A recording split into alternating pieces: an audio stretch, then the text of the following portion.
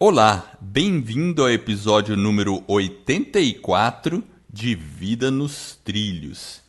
E você gostaria de saber como você pode fazer o dobro do trabalho na metade do tempo? Hoje eu e o Jefferson vamos destrinchar uma metodologia chamada Scrum e ela promete exatamente isso: fazer o dobro, metade do tempo e, consequentemente, com o menor custo.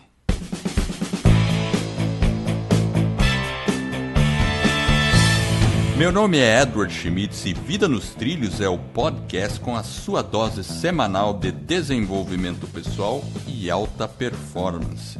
Aqui, eu e meu parceiro de podcast, o Jefferson Pérez, nós destrinchamos as técnicas e os comportamentos que irão levar você rumo às suas metas e sonhos. Lembre-se, você é a média das 5 pessoas com as quais mais convive. Então junte-se a este time para começar sua semana em velocidade máxima rumo aos seus sonhos. E aí, meu amigo Jefferson, você já tinha ouvido falar da metodologia Scrum? Esse negócio de fazer o dobro na metade do tempo? Olha, você sabe que eu não tinha ouvido não, viu, Edward? Eu descobri depois que você contou pra mim. Aí eu fui fazer uma pesquisa e observei que é uma técnica aí de planejamento e desenvolvimento de produto. Então é algo assim um pouco novo, né, pelo que eu pesquisei, mas também tem bastante coisas em comum com outras técnicas que a gente já conhece. Então eu acho que dá pra bater um papo aí. Você já conhecia? Você tem um livro aí, né? Exato. Eu li um livro, que o livro é do Jeff Sutherland. E o livro chama-se Scrum, a arte de fazer o dobro do trabalho na metade do tempo.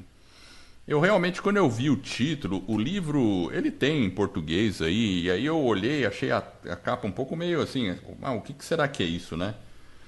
Achei que fosse ser algo mais superficial. Aí quando eu comecei a folhear o livro, eu percebi que era uma técnica bem estruturada.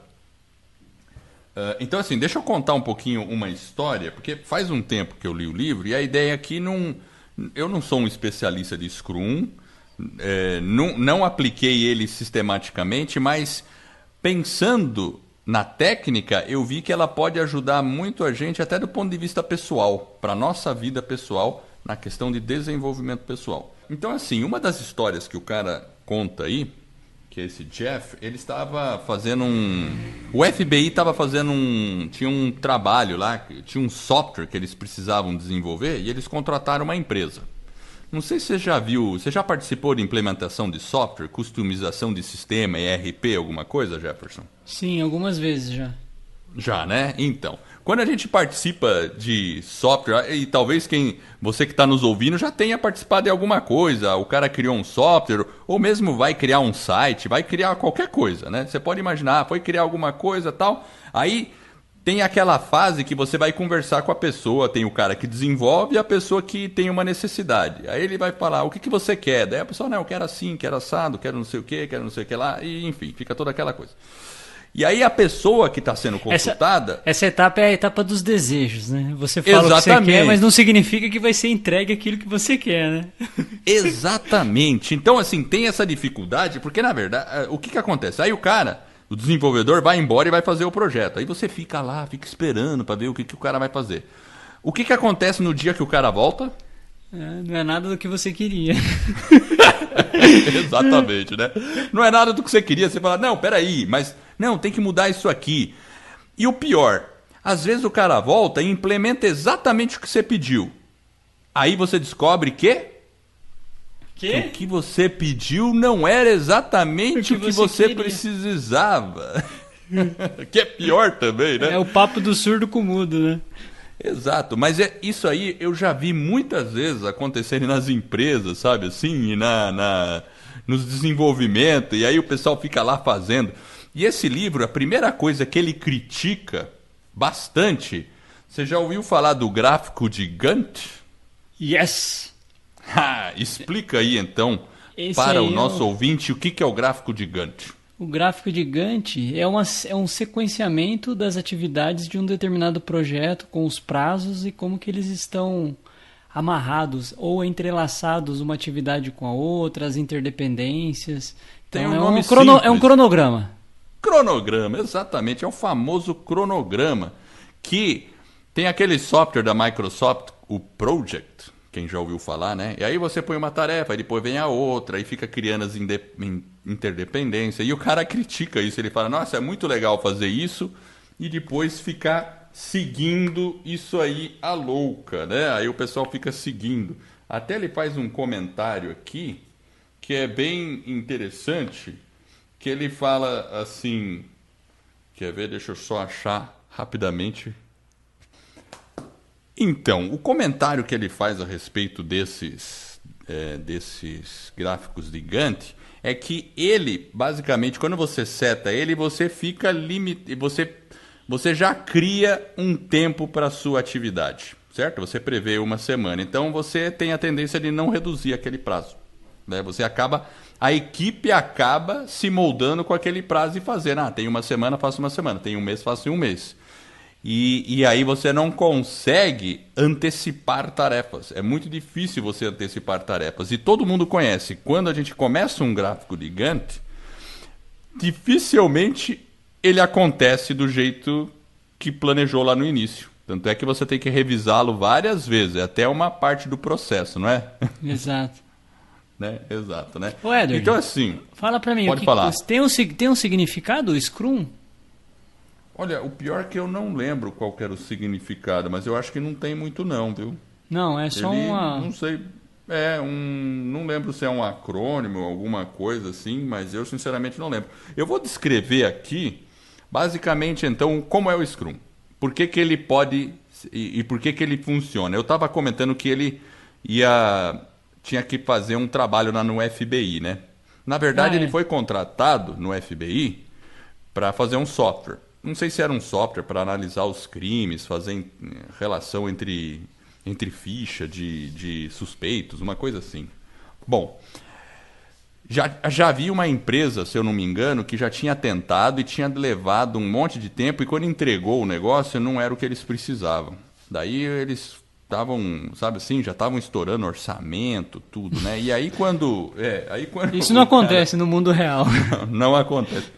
Aí quando o Jeff chegou lá, ele começou com a metodologia Scrum, basicamente, e aí eu vou explicar como que ele fez, como é que é a metodologia Scrum. Então o pessoal do FBI estava já com o software todo torto, que para consertar ia demorar mais tempo, sabe aquela situação, né? E quando você constrói um software, aí fica aquela confusão, né?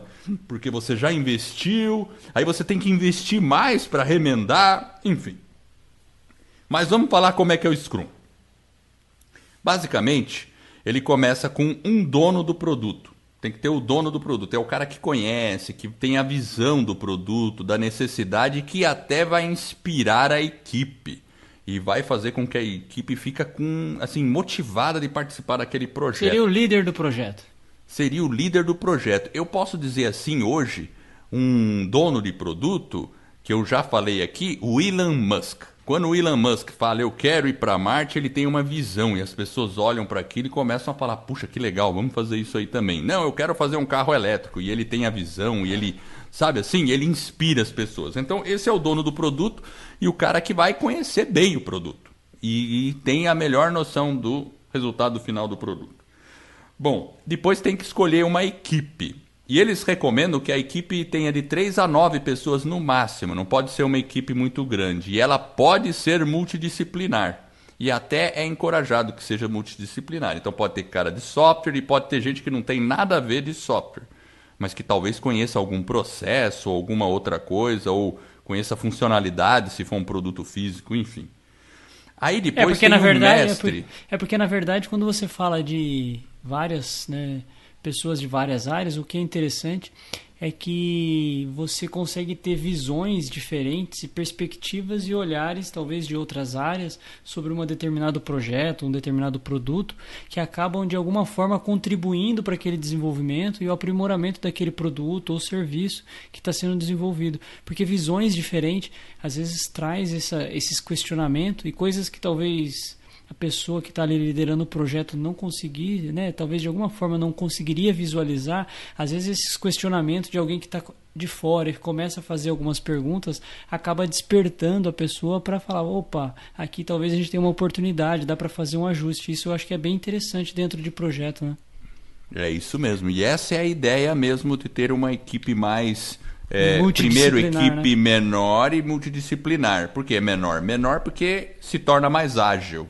E elas acabam trabalhando com um propósito ali dentro dessa equipe. Então, assim, você também tem que tomar cuidado. A pessoa não pode estar fazendo um monte de outras coisas, né? Ela tem que estar concentrada no projeto. Bom, depois você vai definir quem que vai ser o mestre Scrum.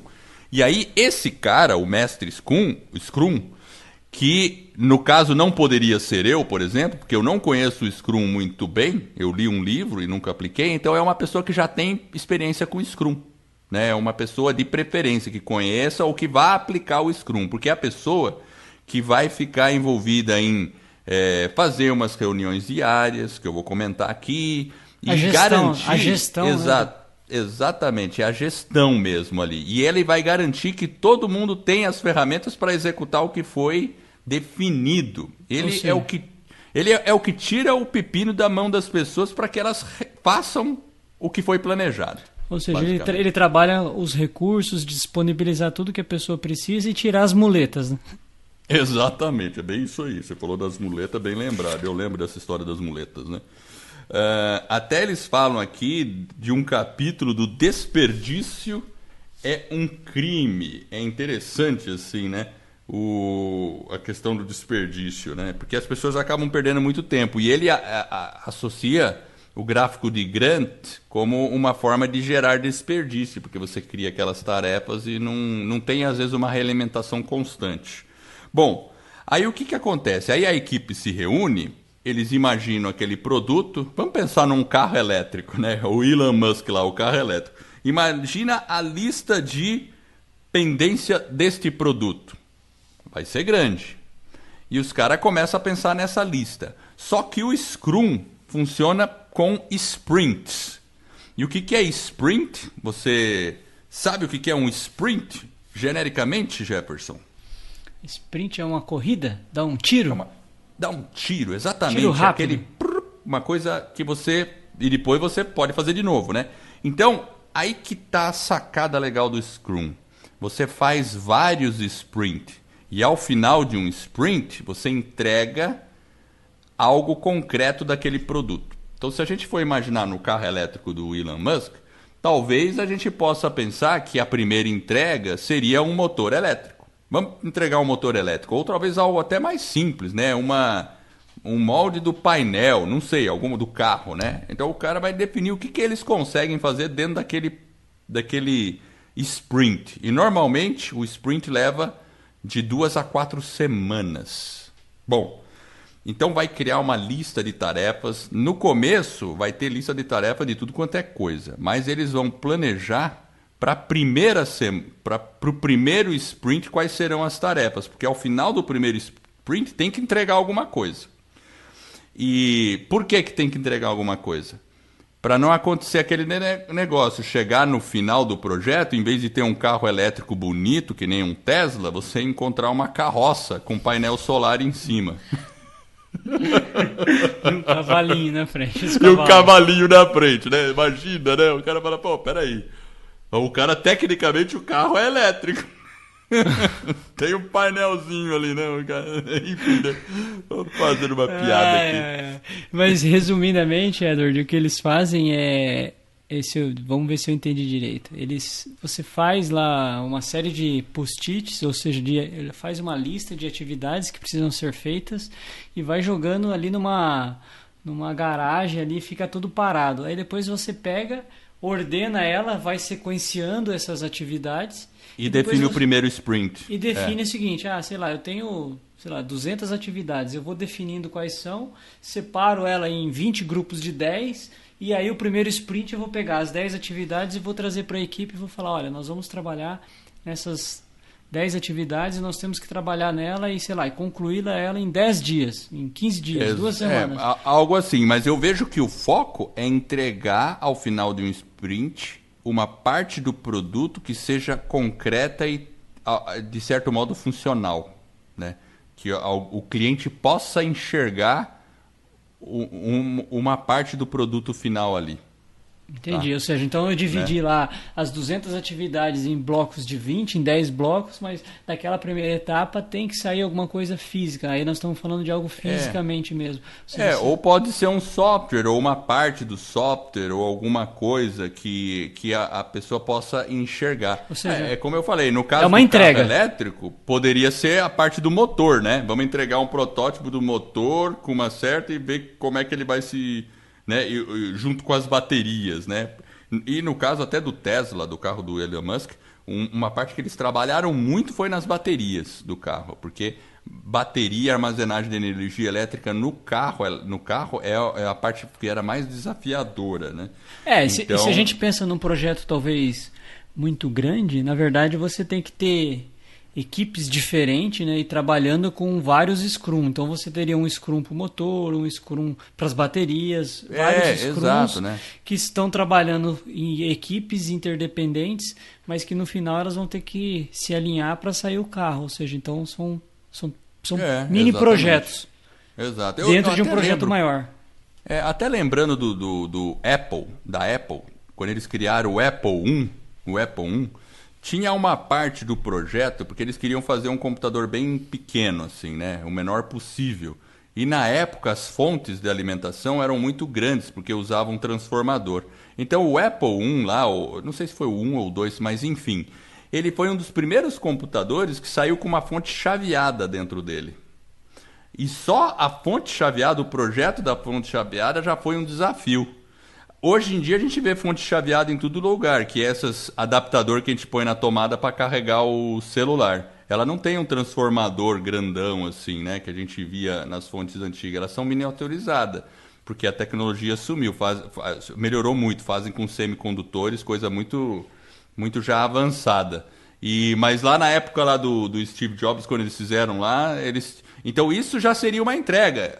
A fonte do computador já é um produto, mas que faz parte de um produto maior, tá? Então seria ele poderia definir isso como um sprint, fazer a fonte, por exemplo, que na época já rendeu muito trabalho hoje você faz em 1 hora, você tem uma fonte, né? Mas lá na época foi um desafio, né? Foi algo desafiador. Então, quando você criar a pendência do produto, você vai fazer o planejamento do sprint, porque aí você vai ver o que eu posso fazer nesse sprint. Claro que o cara não vai projetar, que nem você tentar projetar o teto de uma casa sem ter a fundação. Então, naturalmente, o cara começa com a primeira entrega, se for uma casa, com a fundação, né? Aí começa com a fundação, né? Eu gostei aí do exemplo da casa, que é mais didático, ou seja, então, na verdade, seriam seriam as atividades relacionadas ao cronograma de implementação ou à construção de uma casa, né? Que é uma primeira entrega, né? No caso de uma casa, a gente vê nitidamente que a base é o alicerce de tudo. Mas num projeto você pode até decidir, faz a fonte ou faz o microprocessador primeiro. Enfim, né? O cara pode decidir. Ou se for um software, né? Você pode decidir que módulo do software você faz primeiro, por exemplo, né? E aí você planeja esse sprint e aí começa a executar o sprint. E o legal do sprint é que o pessoal faz reuniões diárias. Divide as tarefas e faz reuniões diárias de 15 minutos. Eu já ouvi até alguma coisa e falar que eles sugerem que seja de pé mesmo. Faz em pé, porque é uma revisão do dia anterior, uma avaliação do que vai fazer hoje e executa. E no dia seguinte acontece isso de novo, para ver o progresso e poder mudar nessa metade. Porque o segredo do Scrum é você não seguir aquele cronogramão à cega para chegar lá no final e descobrir que você tem que mudar. Ou poderia ter mudado lá no meio do caminho. É para você descobrir ali mesmo, vamos mudar aqui. Então você vai avançando e vai mudando. Essa que é uma das sacadas. E outra sacada é tornar o trabalho visível, que você comentou que é um quadro com um monte de post-its. Então eles põem isso lá, um monte de post-it, e ele pode ficar mudando de um lugar para o outro. É bem interessante. E eles aplicaram isso lá no FBI, que o pessoal era todo, sabe assim, todo acostumado com coisa mais tradicional, e o cara fez um troço totalmente diferente, né? O pessoal até achou que não ia dar certo. Mas sabe o que aconteceu no final? Ele conseguiu entregar um software melhor que a empresa anterior, na metade do tempo e com a metade do custo. Uau! Saiu muito mais barato. É incrível, não? Incrível. E ele usou pessoas de dentro do FBI para fazer parte da equipe e tal, faziam as reuniões Scrum, né? Lembrando que, eu acho que independente da técnica, você tem várias técnicas e várias metodologias, mas você pode também usar alguns conceitos que são apresentados, né? Por exemplo, a gente fala, tem um cronograma de Gantt.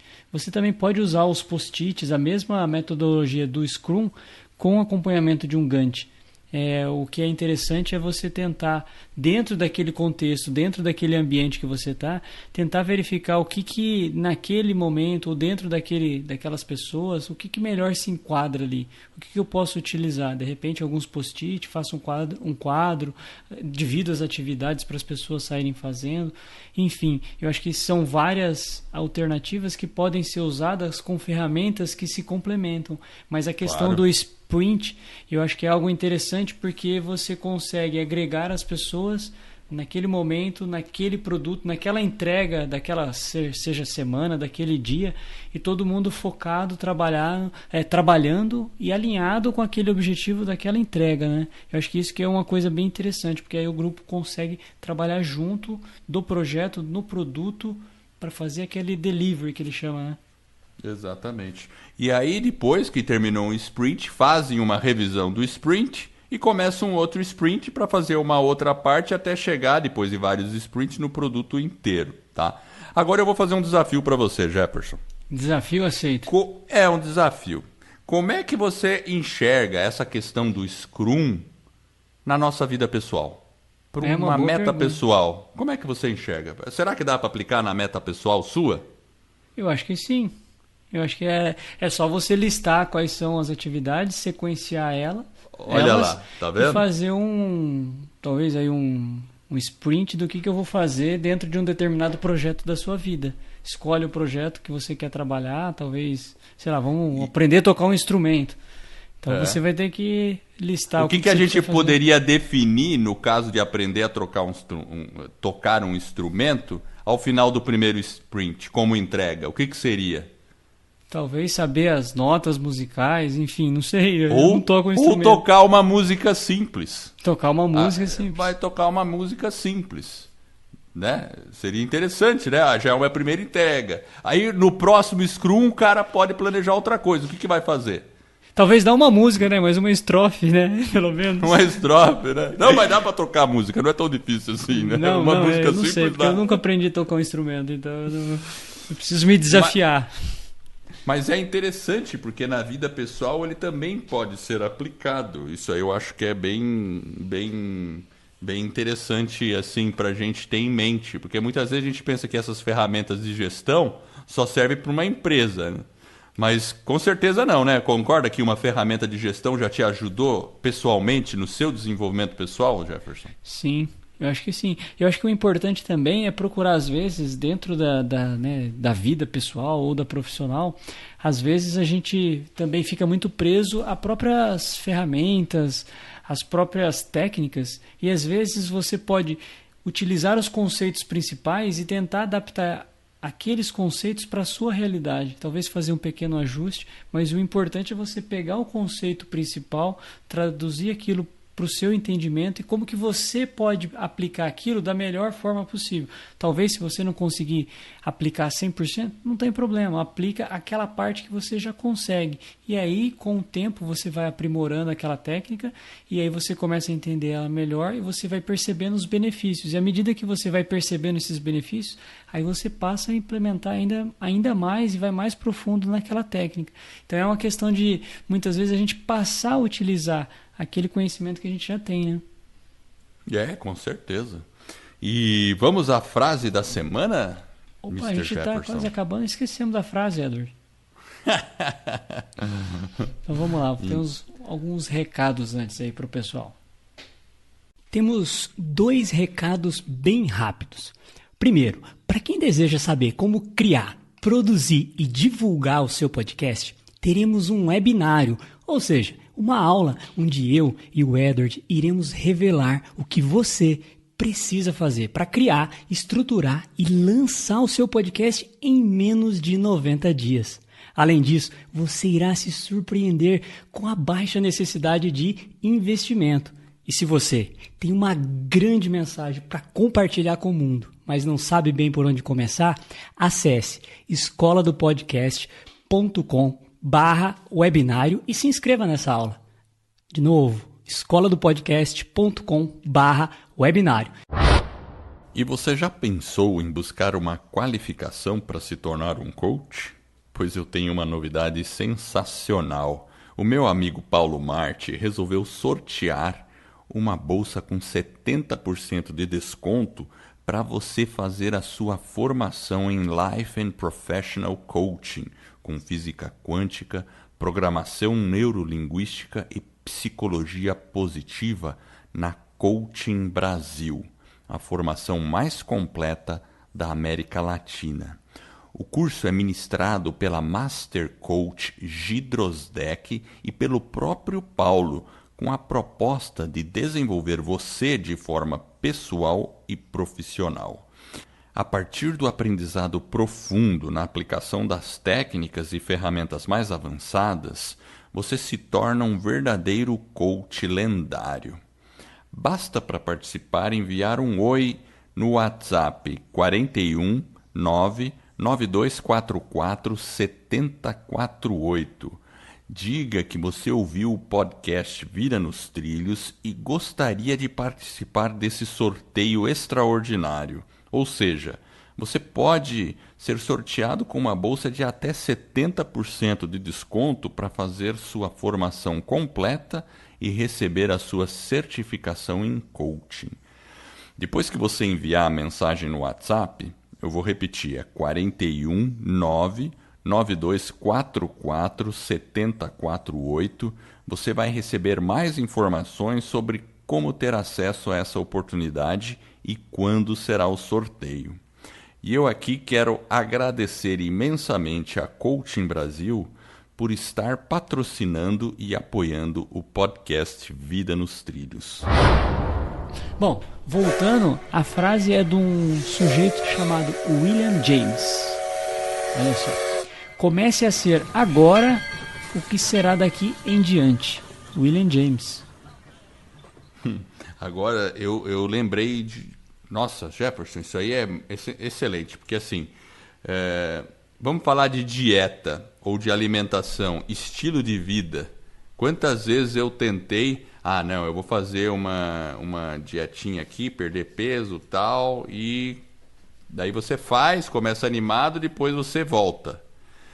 Por que você volta? Porque você ainda não se tornou aquilo que você pensou, você só chaveou temporariamente. O que ele está dizendo é diferente, torne-se agora. Então, assim, se você quer... a pessoa fala assim, se você quer ser magro, pense como um magro, haja como um magro. E como fazer isso? É se tornando agora uma pessoa magra. Então, assim, até o pessoal fala nessa questão de dieta, né? Às vezes a pessoa não consegue porque ela ainda tem a mente de uma pessoa com uns quilinhos a mais. Ela não tem a mente de uma pessoa magra, né? Aí, se ela... Entendeu? Então, por isso que ele... e quando ele fala agora, né? Comece a ser agora, né? O que você será daqui em diante. O que é interessante se você pega esse exemplo que você citou, a questão talvez do peso, a gente sempre pensa, você ouve o pessoal falar, não, na próxima segunda-feira eu vou começar, né? Parece que a segunda-feira tem alguma coisa a ver. Então, não, comece agora, hoje, nessa refeição que você já está fazendo. Não precisa esperar a próxima segunda-feira, né? É verdade.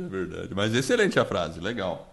Deixa eu trazer algumas coisas interessantes aqui do livro do Scrum. Então, eu recomendo as pessoas peguem isso aqui, porque isso aqui ajuda até na vida pessoal, tudo, né? Ele tem um capítulo aqui que ele fala sobre o desperdício é um crime. Acho que eu falei aí, né? A primeira coisa que ele fala como ponto principal, ser multitarefa emburrece. O que você tem a comentar, Jefferson? Às vezes a gente tenta, né? Mas realmente parece que não não é uma boa alternativa. Quando você é muitas vezes, né, interrompido, você para, você perde o raciocínio, às vezes você está fazendo uma coisa e, enfim, quando você tem uma tarefa só, realmente você tem uma tendência a se concentrar, ter um foco mais específico, e aí o resultado, obviamente, ele vem mais rápido, e aí você tira aquele problema da frente. Quando você realmente tenta fazer várias coisas ao mesmo tempo, é um pouco mais complexo. Tudo bem que, às vezes, a gente tem que equilibrar vários pratos ao mesmo tempo, mas tem uma certa diferença entre equilibrar pratos, né? E dependendo da atividade, você talvez vai ter que dar um tapa nos pratos e aí fazer a outra atividade que realmente requer um pouco mais de atenção. É isso aí, porque se a gente fica focando em 3, 4 coisas ao mesmo tempo, você acaba não focando em nenhuma das 3. Eu vou dar um exemplo. Você tentar escrever um e-mail, né? E ao mesmo tempo tá trabalhando numa planilha, né? Então você dedica um pouquinho numa, um pouquinho noutra, um pouquinho numa, um pouquinho... Não é melhor trabalhar primeiro no e-mail e depois na planilha, né? Porque você vai ser mais eficiente, né? Então seria alguma coisa assim. Não dá para fazer duas coisas ao mesmo tempo, né? Ou ficar tentando participar de uma reunião e escrevendo um e-mail ao mesmo tempo. Ou você participa da reunião ou escreve o e-mail, né? Enfim, outra coisa que ele falou assim, que tem nessa questão do tempo, ele fala: trabalhar demais só resulta em mais trabalho. Interessante. Que nem, o que ele quer dizer, que trabalhar muito não significa que você está sendo produtivo de verdade. É isso mesmo, né? Exato. Porque você pode estar sendo tão improdutivo que por isso que você está sendo obrigado a trabalhar mais, porque se você fosse eficiente, talvez não seria necessário ficar trabalhando. Realmente é desafiador. E aí tem uma outra coisa que me chamou a atenção na técnica deles, é o seguinte: quando eles vão definir o tamanho ou o tempo de uma tarefa, geralmente a gente pensa numa reunião. A gente vai fazer uma reunião, junta 10 pessoas numa sala, daí o pessoal pensa numa atividade e você fala: quanto tempo você acha que demora essa tarefa? O primeiro responde lá, 1 semana. Daí o segundo responde, 1 semana e meia. Os outros vão responder mais ou menos o que, Jefferson? Entre 1 semana e 1 semana e meia. A tendência é essa. Vai ser difícil, porque ocorre uma coisa chamada efeito manada. Então, assim, resumindo o que ele faz, ele usa umas cartas que para definir tempo de uma tarefa, que é o número, a carta acho que é 1, 2, 3, 5, 8 e 13. E eles fazem tipo um poker. Né? Que explica o que é carta aí, Edward. Não estou entendendo nada. Carta de um baralho mesmo, né? É uma carta. Como se fosse um jogo de baralho, né? Você vai ter uma carta. Então vamos lá. O pessoal faz a reunião lá e vamos definir a primeira tarefa. Desenvolver, sei lá, um site. Fazer um site simples. Quanto tempo você acha que demora para fazer um site simples? Aí as pessoas vão ter nas suas mãos a carta número 1, a 2, a 3, a 5, 8 e 13. Se ela acha que demora muito tempo, usa a 13. Se ela acha que demora pouco tempo, usa a 1. E aí eles vão elencando as atividades por mais tempo ou menos tempo. Então, eles fazem, todo mundo escolhe uma carta e depois todo mundo vira ao mesmo tempo. Para não ocorrer esse efeito manada, de uma pessoa falar, não, eu acho que é uma atividade curta.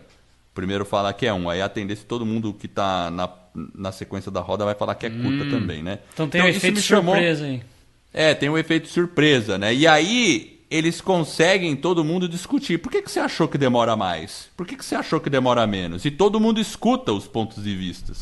Porque às vezes a pessoa que achou que demora menos tem razão. E a que achou que demora mais estava com... Pode ter alguns outros motivos e ali eles chegam num consenso, vamos dizer assim, né? Mas eu achei muito interessante. Tem alguma forma que eles definem prioridades ou não? Você chegou nesse nível de detalhe? Então, eu acho que eles chegam... a prioridade é definida conforme o ciclo sprint e com foco na entrega do produto. E eles também elencam as tarefas e as competências de cada pessoa, né? Então, claro, existe um trabalho de planejamento aí e depois de elencar as prioridades e o que cada um vai fazer primeiro. Qual é a tua tarefa hoje? Depois você vai pegar a sequência, porque aí cada um tem uma certa sequência para fazer as tarefas, né? Porque o foco é entregar aquele produto. Mas o interessante é que eles estimam o tempo dessa forma, né? Fazendo um poker de estimativas, né? Eu achei bem curioso isso aí. Então, aí eu achei assim que é algo interessante de compartilhar com as pessoas, porque eu vejo que as pessoas não conhecem muito bem essa técnica, mas ela não é tão nova assim não, sabe? Já tem acho que mais de 20 anos aí. Já tem um tempinho aí. Muito bem. Mas Legal. perfeito, então é isso aí. Então, eu acho que do ponto de vista pessoal, para as pessoas, né, você que está ouvindo aí, o que a técnica nos ensina? Principalmente a parte do sprint. A parte do sprint é você focar num grupo de atividades que vai gerar um resultado que pode ser medido e entregue. Então, se você está na sua vida pessoal, você tem um objetivo, quer aprender alguma coisa, né, como a gente citou, aprender música, ou quer criar um blog, quer fazer um site, quer criar um podcast, né, Jefferson? Quer criar um podcast. Como é que a pessoa pode fazer para chegar lá? Definir o que eu posso entregar daqui a um mês e trabalhar nisso. Aí quando você entregou aquilo, depois de um mês, você vai para a próxima entrega do mês seguinte, né? E eu e o Jefferson, como já demos o recado aí, né? Temos aí a escola do podcast que a gente ensina justamente isso, né? Como criar em menos de 90 dias. Só 3 ciclos Scrum, Jefferson. Veja Olha lá. só. E é isso aí. Muito bom. Perfeito. E eu quero agradecer você que está nos ouvindo. Eu espero de coração que este episódio e todos os outros que a gente venha a produzir ajude você a colocar a sua vida nos trilhos, rumo às suas mais justas aspirações. Se você gostou do podcast e dessa nossa mensagem, assine o podcast e faça uma avaliação. Quem sabe de 5 estrelas, eu e o Jefferson ficaremos honrados. E esse suporte vai permitir que mais e mais pessoas conheçam o nosso podcast e assim eu e você estaremos ajudando outra pessoa a colocar a sua vida nos trilhos. Acesse o nosso site vidanostrilhos.com.br. Lá você vai encontrar a indicação do livro que a gente mencionou aqui sobre Scrum e todos os detalhes do que falamos no episódio de hoje. Eu agradeço a audiência e por essa jornada que está apenas no começo. Vida nos trilhos, você no comando da sua vida.